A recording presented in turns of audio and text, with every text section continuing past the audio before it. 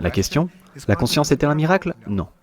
Donc, qu'est-ce que la conscience? Eh bien, tout comme quand on a demandé à Louis Armstrong de définir le jazz, il a répondu « Si vous devez demander, vous ne saurez jamais ». Donc on sait tous ce qu'est la conscience. C'est notre conscience en état de veille, c'est l'expérience qu'on a tous en ce moment même. La conscience est-elle un miracle? Non. Et voici pourquoi. La conscience est constituée de schémas d'activité dans le cerveau. On peut être un peu plus précis, mais je n'entrerai pas dans le détail, mais il y a des raisons de penser qu'elle peut être spécifiée comme des schémas d'activité rythmique et synchronisés, peut-être dans la plage gamma ou plus haut, impliquant des boucles entre le thalamus, le cortex préfrontal, le cortex pariétal et d'autres régions du cerveau. Pourquoi pensons-nous cela? Eh bien, les découvertes en neurosciences remontent à près d'un siècle ou plus.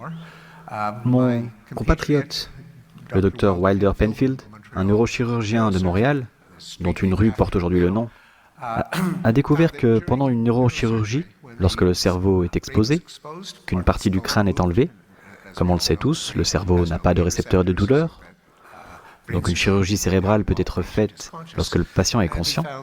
Et il a découvert qu'en stimulant le cortex avec une électrode, il pouvait provoquer chez le patient une expérience vivante et réaliste.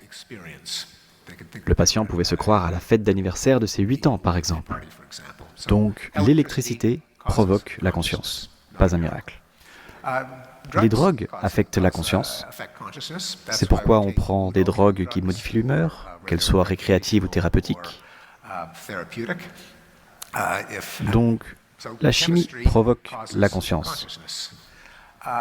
Si une partie du cerveau est enlevée pendant une chirurgie à cause d'une tumeur, d'un traumatisme crânien ou d'un AVC, une partie de la conscience est affectée et la personne peut perdre l'expérience de la vision des couleurs ou de la reconnaissance d'objets, ou même de pouvoir se projeter dans un moment futur, selon l'endroit où se trouve la lésion. Ce n'est pas une simple corrélation, mais on sait qu'un câblage cérébral intact est nécessaire pour la conscience. Ce n'est pas juste deux choses qui ont lieu en même temps, parce que si une partie du cerveau est endommagée, la personne en perd l'expérience correspondante. Et disons, si le nerf optique est coupé, la personne est aveugle. On sait aussi que si on permet au cerveau de fonctionner normalement, les schémas d'activité qui correspondent à la conscience sont de plus en plus lisibles. Que toute expérience consciente a une signature cérébrale correspondante. Et grâce à l'imagerie par résonance magnétique fonctionnelle et à l'apprentissage automatique, on se rapproche de plus en plus de la possibilité de lire la conscience d'une personne à partir de son schéma d'activité cérébrale. Encore une fois, pas un miracle. Il s'agit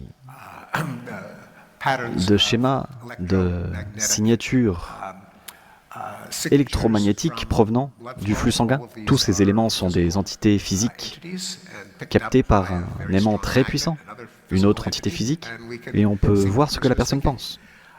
On peut être sceptique quant à la capacité du cerveau en tant qu'objet physique à supporter la conscience, compte tenu de la complexité époustouflante de la pensée, de la perception et de l'émotion humaine.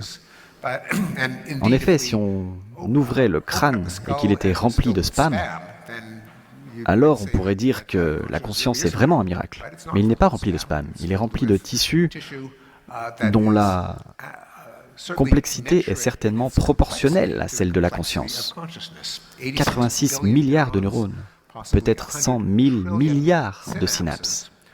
Ce dont un tel réseau neuronal est capable est d'une complexité stupéfiante, comme le rappellent les progrès en intelligence artificielle.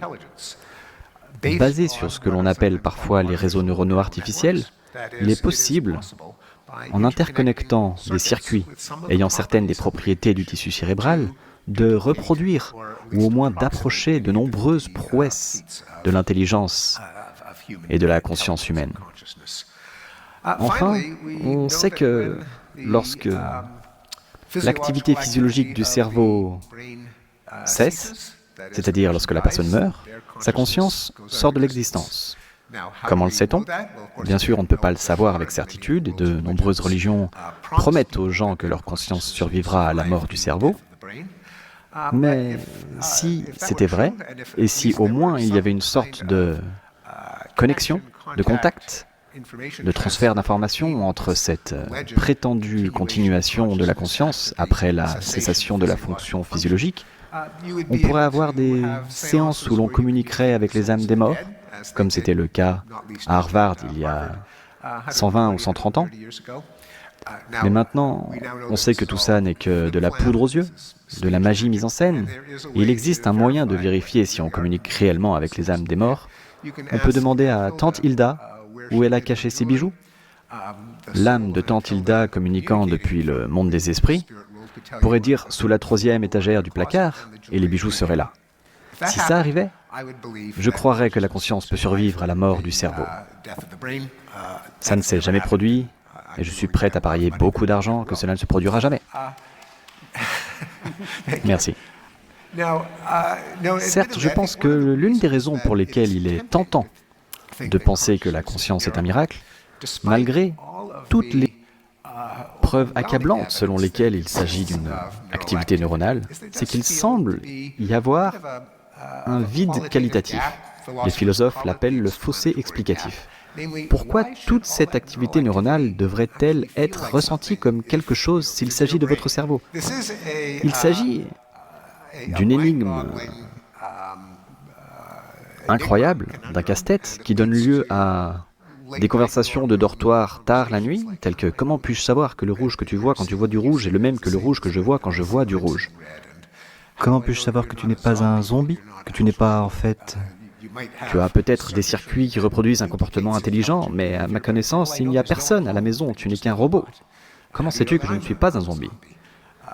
Il y a beaucoup d'énigmes de ce type, des énigmes où notre esprit n'est pas satisfait que quelque chose comme l'activité neuronale puisse donner lieu à ce que l'on ressent de l'intérieur.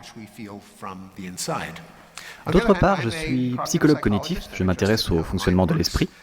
Je sais qu'il y a beaucoup de choses qu'on a du mal à comprendre. Ça ne veut pas dire que ce sont des miracles. Que s'est-il passé avant le Big Bang? Eh bien, les physiciens diront que ce n'est probablement pas la bonne question, parce que le temps est apparu avec le Big Bang. Mais je ne peux pas m'empêcher de penser à cette petite tache minuscule qui reste là pendant de nombreuses années et qui explose soudainement. Maintenant, ce n'est pas... Les physiciens vont dire que ce n'est pas ce qui se passe vraiment. Il faut arrêter de voir les choses de cette façon. Mais je ne peux pas m'empêcher de les voir de cette façon. J'ai le cerveau que j'ai. De même, il y a beaucoup d'autres faits que je sais être vrais, mais que j'ai du mal à apprécier. Là encore, cela ne signifie pas que ce sont des miracles, mais les gens sont tentés de penser que ce sont des miracles. Dans le cas du Big Bang, ça l'était. D'abord, il y a eu Dieu, il a fait Shazam, l'univers tout entier est apparu. C'est une façon tentante de satisfaire notre frustration, notre faim cognitive, par une explication intuitive, alors que c'est peut-être juste que notre mental ne fonctionne pas d'une manière qui soit en harmonie avec ce que notre meilleure science dit. Je vais donner un autre exemple, puisque je suis un psycholinguiste, je m'intéresse au langage, donc le sens d'un mot. Je peux dire galaxie d'Andromède. J'ai maintenant établi une sorte de contact avec un objet qui se trouve à des milliers de millions d'années-lumière. Comment cela est-il possible? Comment puis-je, par le simple fait de prononcer un son, avoir un lien avec cet objet dans l'espace? Ou Jules César. Maintenant, moi et Jules César, nous sommes en relation. Je viens juste de parler de lui. Et c'est plutôt difficile d'imaginer comment cela pourrait être possible. C'est possible. Et donc, on est tenté d'insuffler de la magie aux mots. C'est à cause de cette étonnante relation entre les mots et le monde que les gens, dans de nombreuses cultures, craquent pour des prières, des incantations et des malédictions. La croyance que le fait de dire quelque chose peut vraiment changer l'état du monde. J'utilise ça juste pour montrer que l'esprit humain est très doué pour penser certains types de pensées, d'autres types de pensées, même si notre meilleure science nous révèle certains faits, ils ne correspondent tout simplement pas à nos intuitions. Et je pense que la réponse appropriée est vraiment ce qu'il y a de pire pour nos intuitions. Pourquoi penserions-nous que nos intuitions vont s'harmoniser avec ce que nous dit la meilleure science? on a tendance à transformer cette perplexité, ce genre de casse-tête, en miracle. Mais c'est une erreur. Et donc, même s'il y a ce dernier ingrédient au sujet de la conscience, parfois appelé le fossé explicatif, parfois appelé le soi-disant problème difficile de la conscience, c'est un peu une blague parce que le soi-disant problème simple est tout sauf simple. Mais le fait que l'activité neuronale, que le système soumis à une activité neuronale est une expérience, est quelque chose de difficile à comprendre, mais c'est une erreur de dire « ce n'est pas intuitif pour moi, donc c'est un miracle ». Ce n'est pas un miracle.